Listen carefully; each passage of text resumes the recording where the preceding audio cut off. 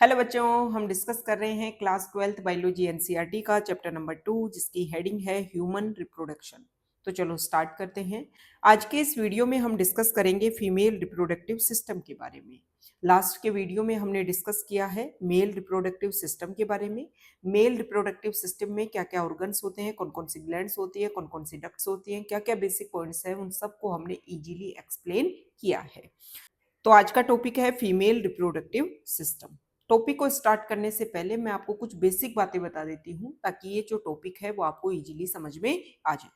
देखो बेटा, चाहे मेल हो चाहे फीमेल हो, दोनों की बॉडी में जब हम रिप्रोडक्टिव सिस्टम की स्टडी करते हैं तो इनके रिप्रोडक्टिव सिस्टम को हम दो पार्ट में डिवाइड कर सकते हैं। एक होता है प्राइमरी सेक्स ऑर्गन और बचे हुए जो भी ऑर्गन्स होते हैं उनको हम सेकेंडरी सेक्स ऑर्गन में काउंट करते हैं। प्राइमरी सेक्स ऑर्गन हम उसको बोलते हैं जहां पर गैमेट का फॉर्मेशन होता है और साथ ही साथ में जहां पर हार्मोन का फॉर्मेशन होता है। कौन से हार्मोन? जो रिप्रोडक्शन में हेल्प करेंगे। तो जिस सेक्स ऑर्गन में गैमेट का और हार्मोन का फॉर्मेशन होता है उस सेक्स ऑर्गन को हम प्राइमरी सेक्स ऑर्गन बोलते हैं। मेल में ये टेस्टीज होता है और फीमेल में ये ओवरी होती है। मेल में जो टेस्टिस होता है वो भी वन पेयर होता है, फीमेल में जो ओवरीज होती हैं वो भी वन पेयर होती हैं।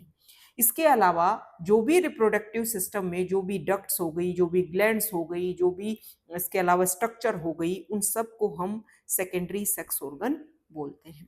सेकेंडरी सेक्स ऑर्गन में आ जाती हैं डक्ट्स, इसके अलावा कुछ ग्लैंड्स और साथ ही साथ में आ जाते हैं एक्सटर्नल जेनिटिलिया। एक्सटर्नल जेनिटिलिया टर्म का मतलब ये होता है कि वो स्ट्रक्चर जो हमें बाहर से दिखती हैं।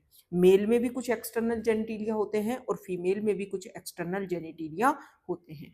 तो एक बेसिक आइडिया मैंने आपको दे दिया टर्म्स को लेकर के, अब आपको चीजें इजीली समझ में आ जाएंगी। ठीक है, तो अब हम एक एक करके जो लाइन है उनको क्लियर कर लेते हैं और चीजों को समझ लेते हैं। The female reproductive system consists of a pair of ovaries along with a pair of oviduct, uterus, cervix, vagina, and the external genitalia located in pelvic region. Female reproductive system में वन पेयर होता है ovaries, इसके साथ में एक pair होता है oviduct. Oviduct जो है वो फेलोपियन ट्यूब का ही नेम है। इसके अलावा वन यूट्रस होता है, वन सर्विक्स होती है, वन वेजाइना होता है और इसके अलावा कुछ एक्सटर्नल जेनिटिलिया होते हैं जो पेल्विक रीजन में लोकेटेड होते हैं। These parts of the system along with a pair of the mammary glands are integrated structurally and functionally to support the processes of ovulation, fertilization, pregnancy, birth and child care. बोला गया है कि ये जो भी female reproductive system के जो part जो पेल्विक रीजन में लोकेटेड हैं, इसके अलावा जो थोरेसिक रीजन है वहां पर भी one pair of mammary glands present होती हैं। और ये जो मेमरी ग्लैंड्स हैं ये रिप्रोडक्टिव सिस्टम के पार्ट के साथ में स्ट्रक्चरली और फंक्शनली इंटीग्रेट होकर के हेल्प करती हैं जो भी रिप्रोडक्शन से रिलेटेड प्रोसीजर है उन सब में, जैसे कि ओव्यूलेशन में, फर्टिलाइजेशन में, प्रेगनेंसी में, child birth and child care में। ठीक है, ovaries are the primary female sex organs that produce the female gamete ovum and several steroid hormones, ovarian hormones.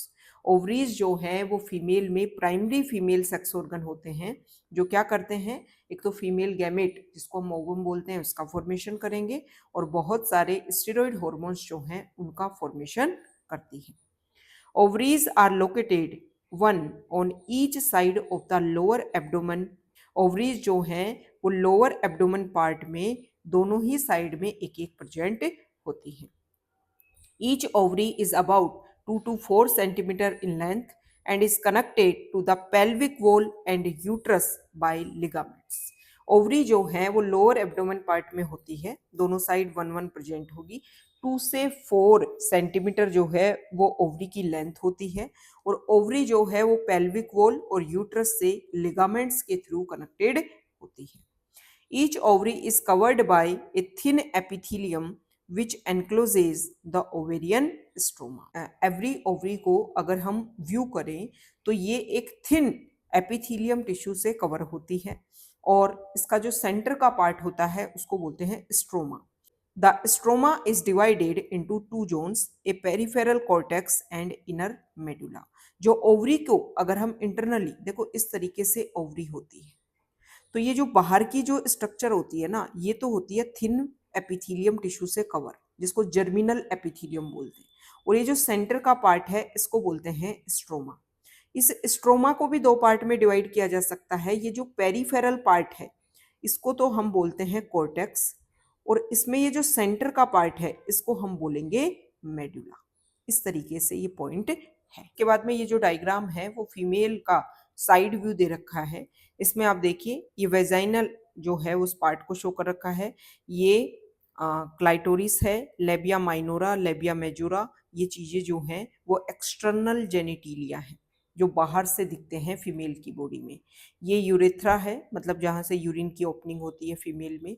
Female में यूरिन ओपनिंग, वेजाइनल ओपनिंग और anus opening, 3 separate openings है। Female की body में urethral opening और vaginal opening separate है।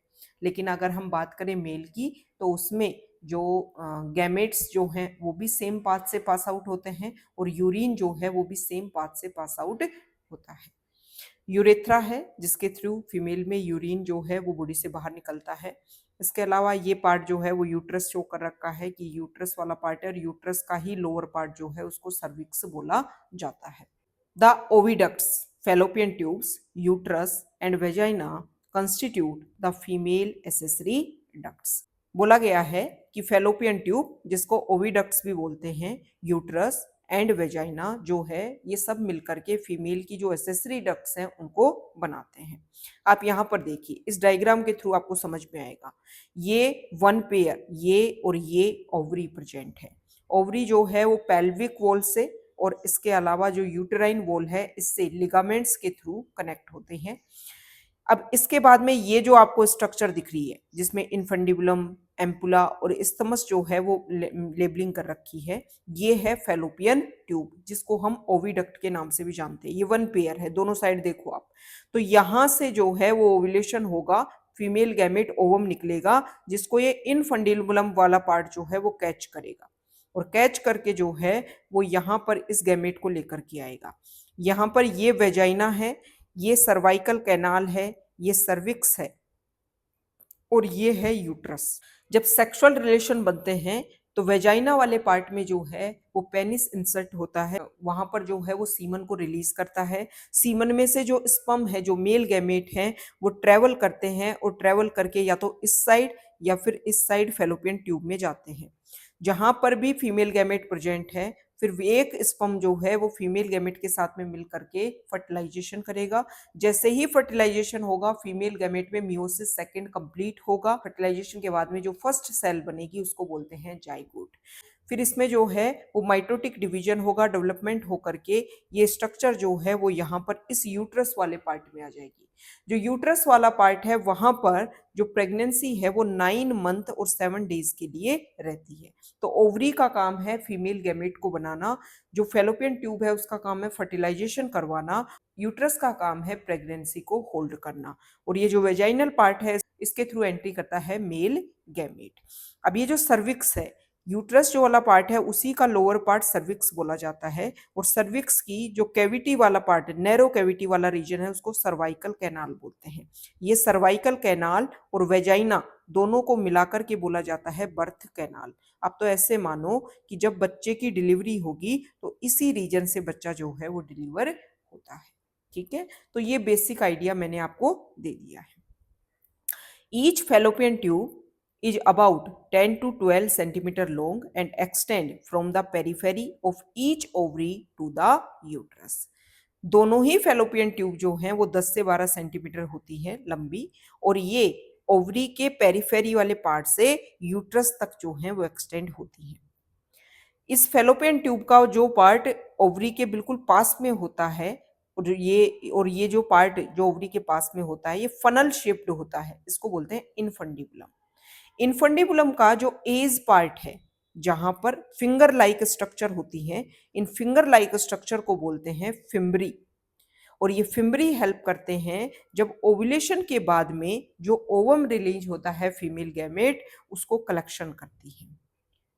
Infundibulum जो है उसके आगे जो वाइडर रीजन है किसका, फैलोपियन ट्यूब का, उसको बोलते हैं एम्पुला, जहां पर क्या होता है, फर्टिलाइजेशन होता है। अगर एक टर्म और दी जाए, स्टमक एम्पुलरी जंक्शन जो है वो और अच्छा आंसर है साइट ऑफ फर्टिलाइजेशन के लिए। Infundibulum leads to a wider part of the oviduct called ampulla.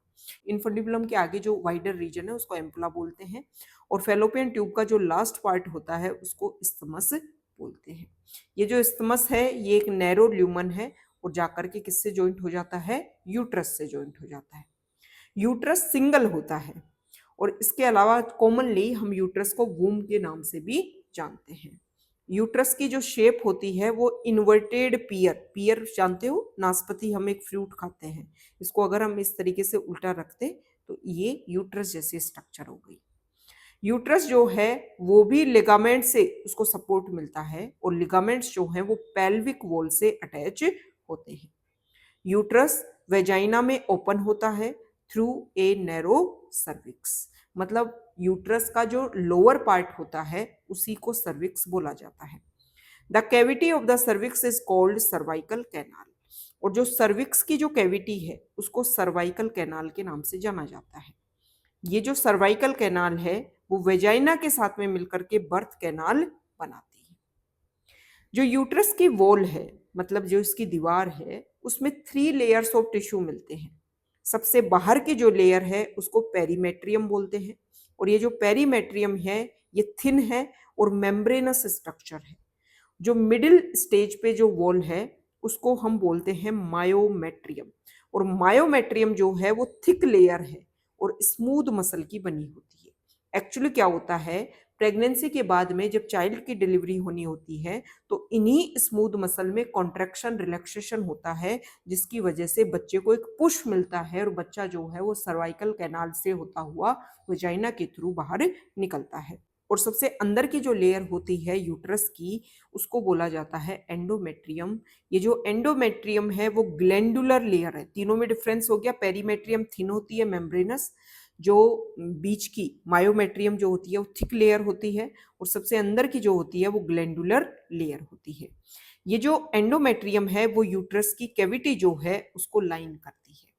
और एवरी मंथ जो फीमेल में मेंस्ट्रुअल साइकिल देखने को मिलता है, एवरी मंथ जो ब्लीडिंग देखने को मिलती है, उस टाइम में ये जो एंडोमेट्रियम है उसी में साइक्लिक चेंजेस होते हैं। एक्चुअली एवरी मंथ ये जो एंडोमेट्रियम है, जो आपको इस तरीके से स्ट्रक्चर दिख रही है, एंडोमेट्रियम है, तो एंडोमेट्रियम थिकन होती है कि उसको प्रेगनेंसी होल्ड करनी है। लेकिन अगर फर्टिलाइजेशन नहीं होता है तो इस लेयर का कोई काम नहीं रहता, तो every month as a menstrual cycle ये जो एंडोमेट्रियम है वो बॉडी से बाहर निकलती है, स्लज ऑफ होती है। फिर दोबारा से साइकिल चलता है एवरी मंथ, फिर दोबारा से थिकन होगी, फिर अगर फर्टिलाइजेशन नहीं होता है, प्रेगनेंसी नहीं होती है, तो फिर से ये बाहर निकल जाती है मेंस्ट्रुअल साइकिल के फॉर्मेट में। The endometrium undergoes cyclic changes during menstrual cycle, while the myometrium exhibit strong contraction during child delivery, during delivery of the baby. Endometrium में एवरी मंथ मेंस्ट्रुअल साइकिल के टाइम में cyclic changes देखने को मिलते हैं, और जो मायोमेट्रियम है उसमें बच्चे की डिलीवरी के दौरान स्ट्रॉन्ग कॉन्ट्रैक्शन देखने को मिलते हैं। फीमेल रिप्रोडक्टिव सिस्टम में अगर हम एक्सटर्नल जेनिटिलिया की बात करें, मेल में कौन कौन थे, मेल में एक्सटर्नल जेनिटिलिया के फॉर्मेट में पेनिस और स्क्रोटम ये प्रेजेंट होते हैं। फीमेल में mons pubis, labia majora, labia minora, hymen and clitoris. Mons pubis जो है वो एक फैटी टिश्यू है, ठीक है, और ये स्किन और प्यूबिक हेयर के थ्रू कवर होता है। लेबिया मेजोरा जो है वो इस तरीके से, आप ऐसे समझिए,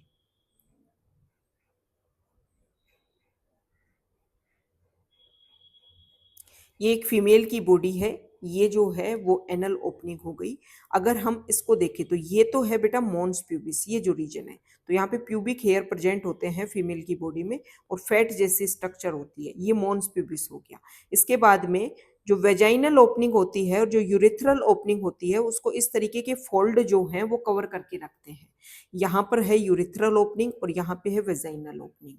ये जो बाहर जो स्ट्रक्चर, ये इस तरीके के फोल्ड जो दिख रहे हैं लेबिया मेजोरा है, और इसी के नीचे जो है वो प्रेजेंट होते हैं लेबिया माइनोरा। जो लेबिया माइनोरा है वह उनका जो जंक्शन होता है वहां पे क्लाइटोरिस होता है, एक तरीके का इरेक्टाइल टिश्यू, ठीक है, वो स्ट्रक्चर होती है। और जो वेजाइनल ओपनिंग होती है उसको पार्शली एक लेयर कवर करती है जिसको बोलते हैं hymen. Labia majora are fleshy folds of tissue which extend down from the mons pubis and surround the vaginal opening। समझ में आया? लेबिया मेजोरा जो है वो मॉन्स प्यूबिस के एरिया से निकल रहे हैं और वेजाइनल ओपनिंग तक फैले हुए हैं और वेजाइनल ओपनिंग को सराउंड करते हैं। लेबिया माइनोरा जो है वो लेबिया मेजोरा के नीचे ही प्रेजेंट होते हैं। वेजाइना की जो ओपनिंग है वो पार्शियली एक मेम्ब्रेन से कवर होती है जिसको हाइमन बोलते हैं।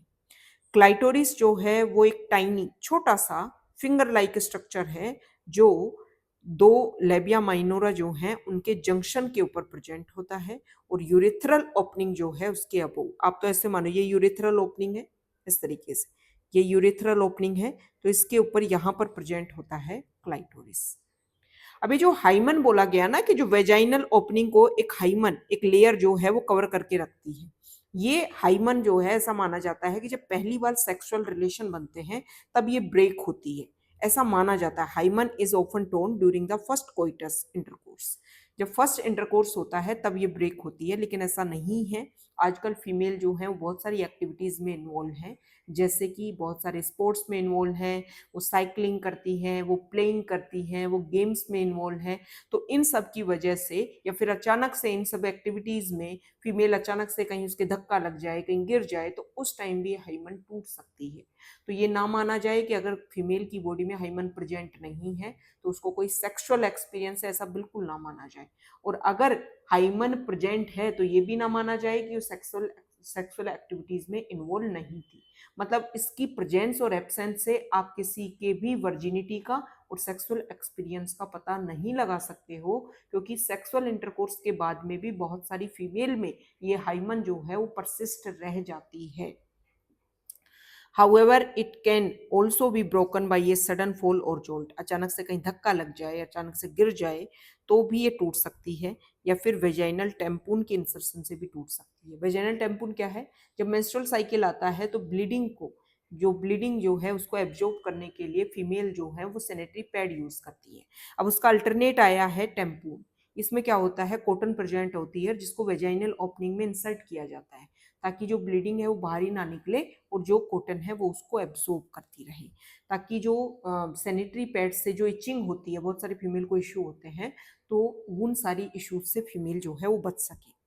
या फिर ये किसकी वजह से ब्रेक हो सकती है? फीमेल जो है बहुत सारे स्पोर्ट्स जैसे कि हॉर्स बैक राइडिंग, साइकिलिंग, इनमें एक्टिव पार्टिसिपेशन कर रही है, इसकी वजह से भी ब्रेक हो सकती है। In some women the hymen persist even after coitus. Coitus होने के बाद में भी, इंटरकोर्स होने के बाद में बहुत सारी फीमेल में हाइमन जो है वो प्रेजेंट रह सकती है। इनफैक्ट द प्रेजेंस और absence of hymen is not a reliable indicator of virginity और सेक्सुअल एक्सपीरियंस। हाइमन प्रेजेंट है या एब्सेंस है तो इससे आप उसकी वर्जिनिटी का और सेक्सुअल एक्सपीरियंस का पता नहीं लगा सकते हो। फीमेल रिप्रोडक्टिव सिस्टम में एक इम्पोर्टेंट पार्ट और होता है जिसको बोलते हैं मेमरी ग्लैंड। ये मेमरी ग्लैंड का स्ट्रक्चर दे रखा है। तो फीमेल जो होती हैं उसमें मेमरी ग्लैंड फंक्शनल होती है और ये हमारे मैमल्स का यूनिक कैरेक्टरिस्टिक होता है। इन्हीं मेमरी ग्लैंड की वजह से जो फीमेल है वो अपने यंग वन को नरिशमेंट देती है। तो ये फीमेल की रिब्स होती हैं, रिब्स पे जो है वो मेमरी ग्लैंड्स प्रेजेंट होती है, वन पेयर।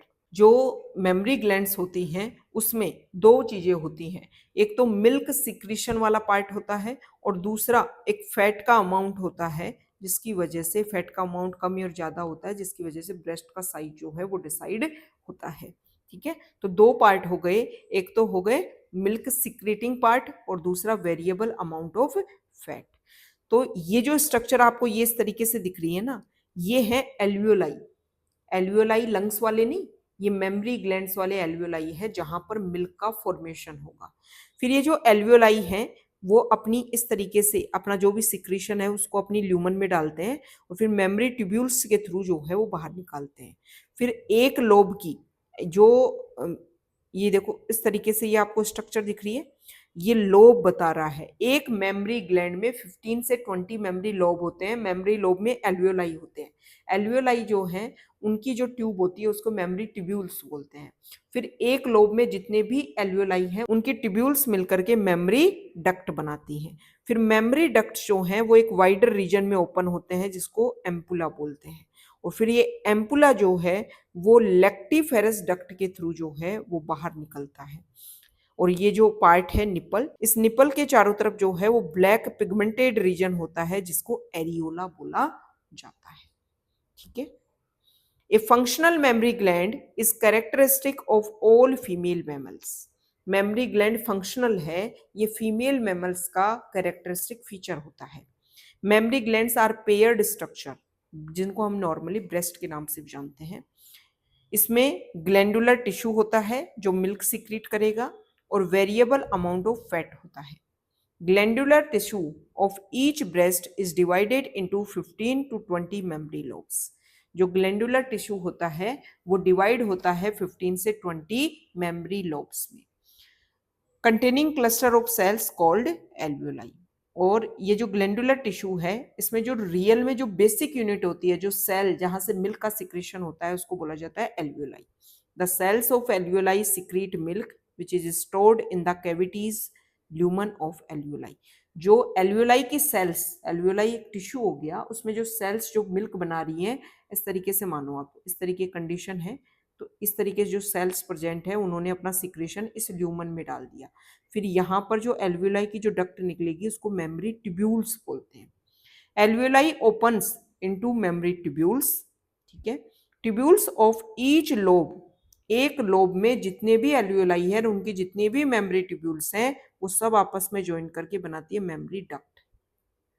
फिर ऐसे 15 से 20 मेमोरी लोब्स हैं, तो हर की मेमोरी जो है वो डक्ट प्रेजेंट होगी। बहुत सारी मेमोरी डक्ट्स मिलकर के एक बड़े से एरिया में ओपन करती हैं जिसको बोलते हैं मेमोरी एम्पुला। और फिर मेमोरी एम्पुला जो है वो लेक्टिफेरस डक्ट के थ्रू जो है वो निपल के थ्रू बाहर निकलता है and opens at the nipple. मतलब लेक्टिफेरस डक्ट जो है वो लास्ट डक्ट है जो निपल के थ्रू बाहर आती है, from where milk is expressed during breast feeding. इस लेक्टिफेरस डक्ट के थ्रू जब ब्रेस्ट फीडिंग करवाई जाती है तब इस लेक्टिफेरस डक्ट के थ्रू जो है वो मिल्क बाहर निकलता है, निपल जो स्ट्रक्चर है उसके थ्रू। एरियोला यहाँ पे दे नहीं रखा, जो मैंने अभी समझा दिया। निपल जो स्ट्रक्चर है उसके चारों तरफ इस तरीके से डार्क पिगमेंटेड रीजन होता है, इसको बोला जाता है एरियोला। तो ये हमने फीमेल रिप्रोडक्टिव सिस्टम जो है उसको कवर किया है। Okay, thank you.